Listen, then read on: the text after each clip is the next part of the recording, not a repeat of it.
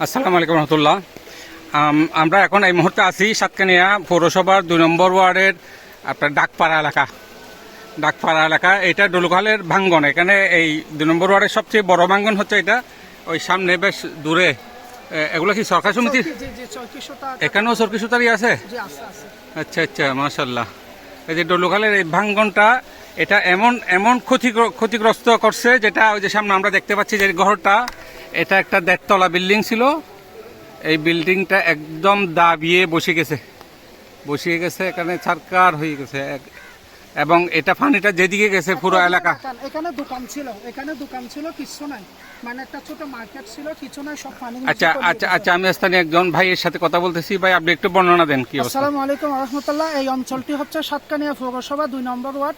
এদিকে হচ্ছে ডাকপাড়া, এটা হচ্ছে উকিলপাড়া। এটা হচ্ছে এমন একটি বন্য দুর্গত এলাকা যেখানে 1 থেকে 1.5 তলা বিল্ডিং বেশে পানির নিচে তলিয়ে গেছে। এটা হচ্ছে পুরো ডলু নদীর এই বছরের সব থেকে বড় ভাঙ্গা হচ্ছে এখানে। আসলে এখানে প্রায় 4 দিন ধরে ইলেকট্রিসিটি ছিল না, নেটওয়ার্ক ছিল না। আমরা কোনো কিছু দেশে এবং বিদেশে প্রশাসনকে, মানবিক সংস্থাগুলিকে আমরা দেখাতে পারি নাই। এখন যেহেতু একটু আমরা ইলেকট্রিসিটি হালকা পাইছি, আমরা দেখানোর চেষ্টা করছি।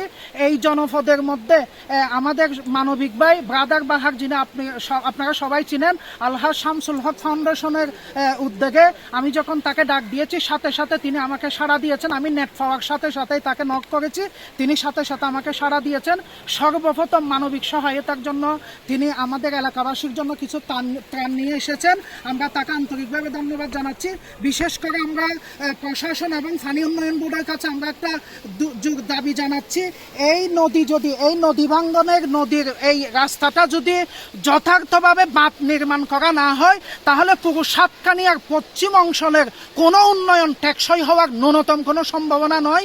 এটা এই নদীর বাঁধটা যতক্ষণ পর্যন্ত টেকসইভাবে পানি উন্নয়ন বোর্ড আছে, আপনার LGID আছে, বিভিন্ন সংস্থার, রাষ্ট্রীয় সংস্থার উদ্যোগে যদি এই কাজটি যদি না হয়, কোনো ধরনের উন্নয়ন সম্ভব না, টেকসই করা সম্ভব না। বিশেষ করে একটা বিষয় আমি বিনয়ের সাথে দেশবাসীকে জানাই রাখছি। আপনারা জানেন কাঞ্চনাতে পানি, আপনারা জানেন নলুয়াতে পানি, খাগড়িয়াতে পানি, এই সব পানিগুলি বিশেষ করে এই অঞ্চল দিয়েই যাচ্ছে।